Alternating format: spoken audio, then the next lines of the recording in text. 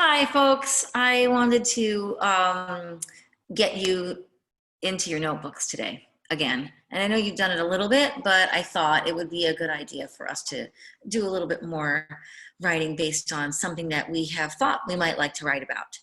So I think it's important for you to get your pencil to the paper and to get the ideas out of your head and onto something, whether it's on a screen or it's on paper.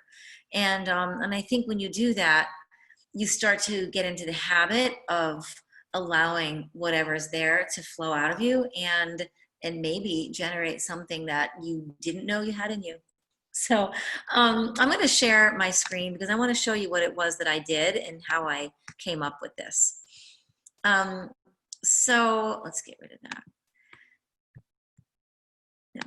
Okay, here we go. I hope you guys are still here.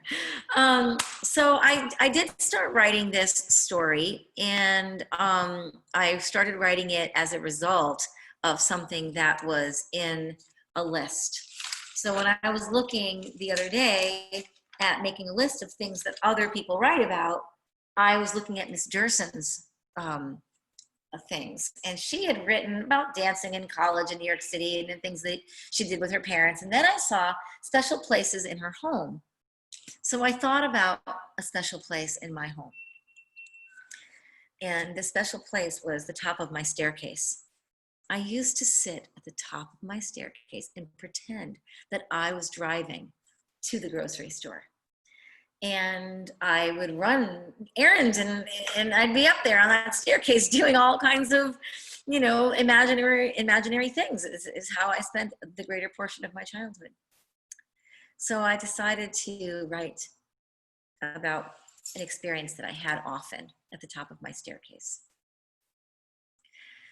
The Top of My Staircase by Nancy Wall. As a 7-year-old, I had many friends. Kara, you're going to hear about these people, by the way. Kara, Susie, Tracy, Missy, Lynn, and my best friend, Theodle. Now, I know what you might be thinking. Theodle? What kind of a name is that? I've never heard of it. That's because there isn't one. I made it up. I made her up. She didn't exist.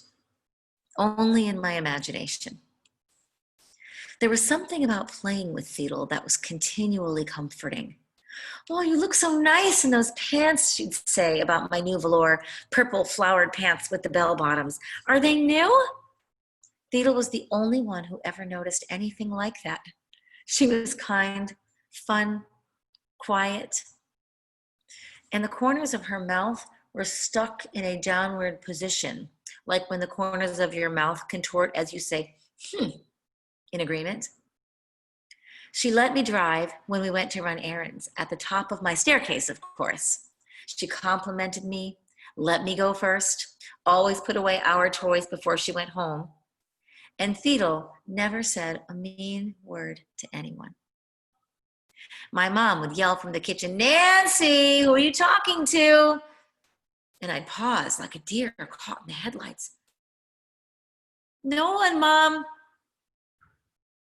Pause. "I'm just playing." Theodle would giggle, and so would I. One day, Theodle left to get an operation on the corners of her mouth. She was going to get them fixed. I never saw her again.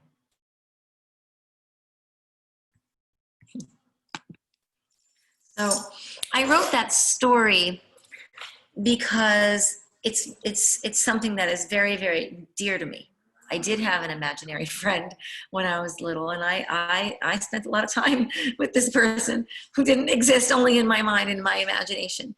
And so, you know, when I'm looking through my notebook and I'm looking for ideas, now you have lots of places to get those ideas.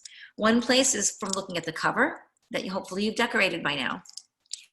And another place might be to use the map of your heart. You might get an idea from that. You might get an idea from, you know, looking at a picture of what you might want to write about. You might look at one of your 2-minute sprints as we start doing more of these and think, you know what, I kind of want to develop this. I like this thing that I wrote and I want to do a little bit more. And then, of course, you might look at your gratitude list and get an idea from that.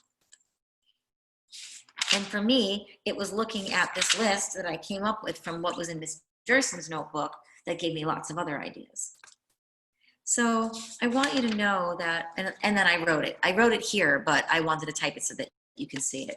I just want you to know that in life, your writing and your ideas are there's an infinite set of possibilities for you to gather up information and to share with the world. Because remember, writers write so that readers could read. I hope you have a beautiful day. So today, when you go off, when you're not with me anymore, you're going to sit down and you're going to write about something in your notebook, and you're going to let it come out of you so that it takes life. Okay. Talk to you soon.